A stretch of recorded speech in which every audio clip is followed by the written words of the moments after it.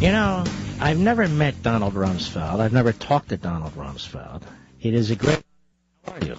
Well, thank you very much. I'm just fine. Well, I want you to know something.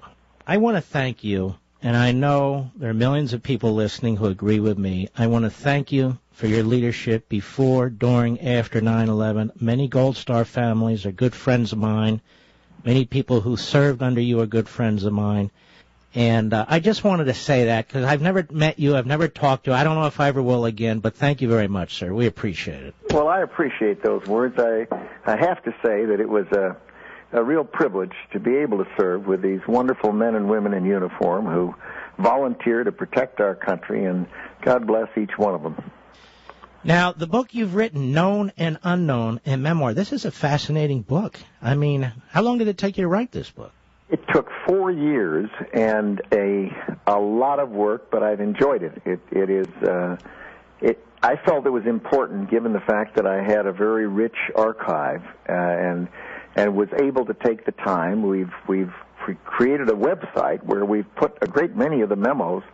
It's rumsfeld.com, and the goal was to try to let an interested reader, a person who's interested in history, read the book, see that there's a footnote or an endnote, and then be able to go to the website and see the entire memo that I quoted, possibly a paragraph or two from.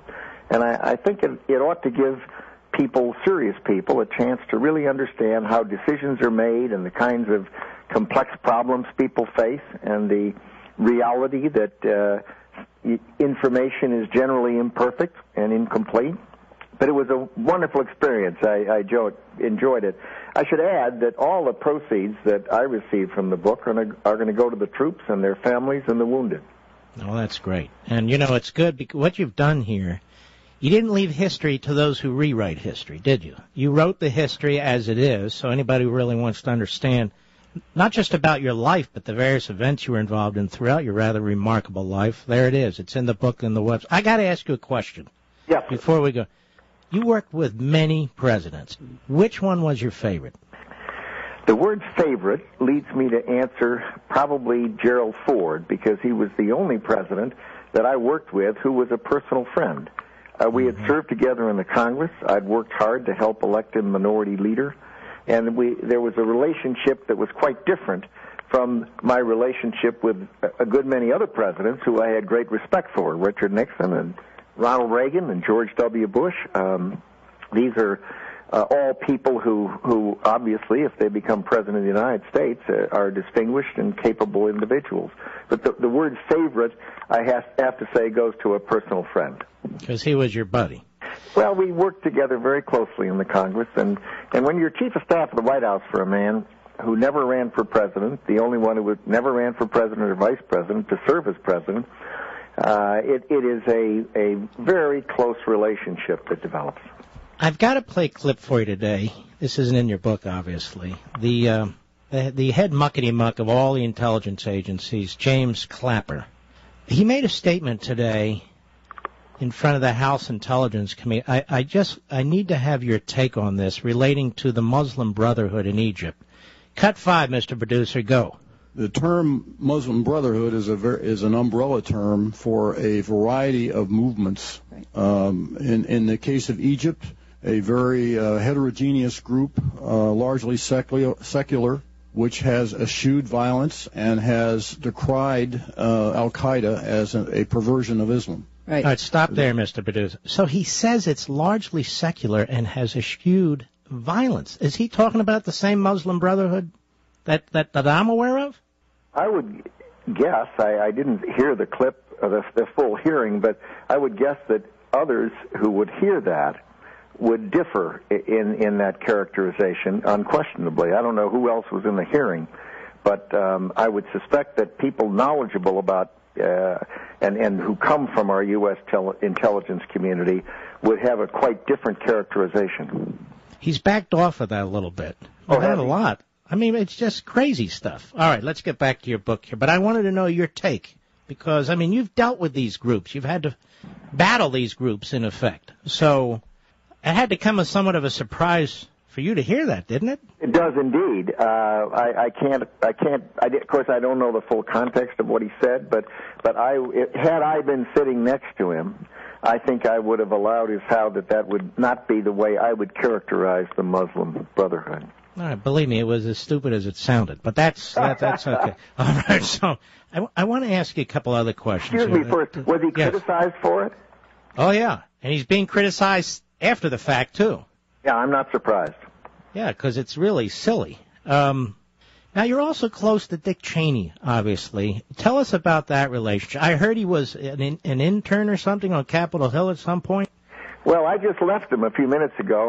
We were both over at the CPAC speaking to this very large group over there that is very energized and anxious to hear people. And Dick Cheney just introduced me.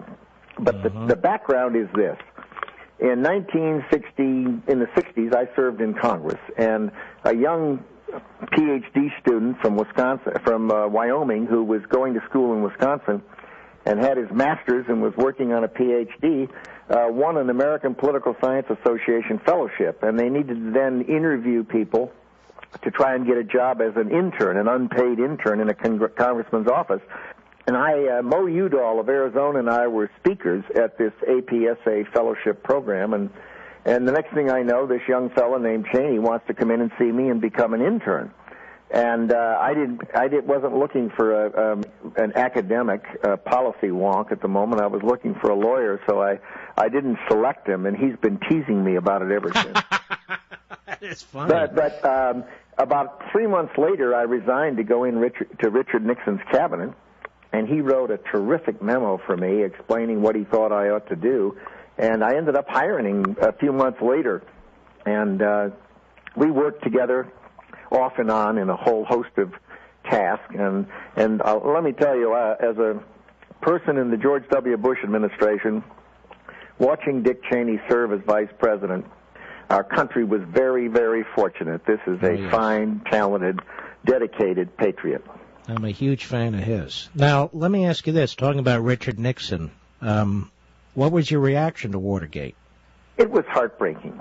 You see a man who works so hard to get elected president and is wise and thoughtful and serious, and then to mismanage that process. In my book, I talk about it, how he brought into government people like George Shultz and Pat Moynihan and Alan Greenspan and Dick Cheney and Bill Simon, a whole host of fine, talented people, and then to be the only president in history to have to resign is just a fate that's unimaginable. But here's a man, I mean, most people, if they'd had to resign the presidency, would be curled up in the corner, not wanting to see people and hiding. And what did he do? He was terribly ill, he recovered, and he started thinking and writing books and contributing to the national dialogue on important public issues. And he deserves a lot of credit. He made a lot of fine contributions. But the heartbreak of seeing a president of the United States so badly mismanage something that he had to resign, and how it set the country back and tarnished the White House, it was truly a shame. Now, I mean, you were Secretary of Defense at two of the toughest times in our modern history, 75 to 77, when you were much younger, obviously. Then you come back in and you're Secretary of Defense during 9/11. Which was tougher? Well, certainly the second tour was tougher. You're right. The Ford presidency was during the end of the war in Vietnam. It was a terrible economic time, and our country had been declining in terms of defense spending and investment. And the Cold War was raging. I mean, there's no question the Soviet Empire was expansive and investing in their defense capabilities, and we were moving from a position of superiority into a period of rough equivalence. And we had to work hard to try to persuade the country that the behavior of the Soviet Union was dangerous and threatening to us and to our values. 9/11, however, was an event in our country's history that will not be forgotten. There was no roadmap. There was no guidebook that said, here's what you do now. And President Bush was faced with an enormous number of challenges and a whole series of previous terrorist attacks that had been treated basically as law enforcement problems, if you will. I mean, you think of the first attack on the World Trade Center, the USS Cole, the Khobar Towers, the attack on the barracks in Lebanon. All of these things had occurred, and basically what had been done was to fire off some cruise missiles periodically and try to indict somebody in our criminal courts. But there had not been any plan. And once September 11th occurred, President Bush, to his great credit, made the correct judgment that the only way to deal with these people and to avoid a vastly more dangerous and damaging crisis would be to put pressure on the terrorists wherever they are and to make everything they do harder, to make it harder to recruit, harder to raise money, harder to communicate, harder to travel, and that is what he did. He put in place a structure that we ended up close to a decade later without a major terrorist attack in our country. And that didn't just happen. That was the result of the efforts and the coalitions that he built and that the country, the work that the people in the United States government did to protect the American people. You're listening to Secretary Donald Rumsfeld, his remarkable book, Known and Unknown, a memoir. It is absolutely fascinating. I don't want to cause trouble, but I have to ask you your assessment of Colin Powell during the Bush administration. Colin Powell, I had known somewhat previously when I had been secretary the first time, and he is a talented individual who came up through the military and became the senior military officer. He served for a period as the National Security Advisor for President Reagan.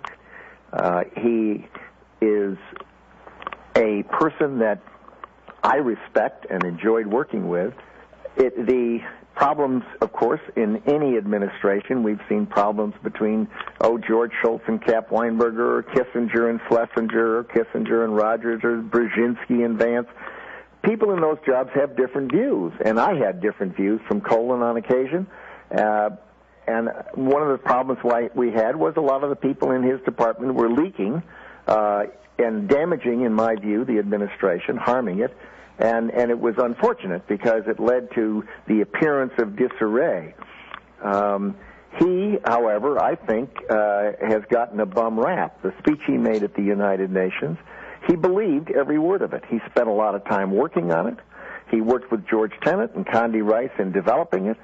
The idea that he lied, or that President Bush lied, or that Condi Rice did, or George Tenet, or I did, is inexcusably inaccurate. And he was a person who understood intelligence.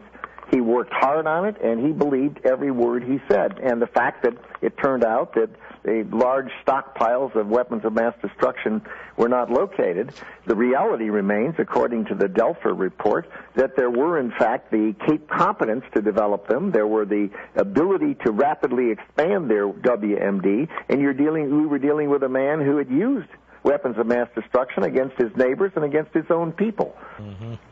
Yeah, no, that's that liberal propaganda about lying and all the rest of it. That would be a hell of a conspiracy, you know.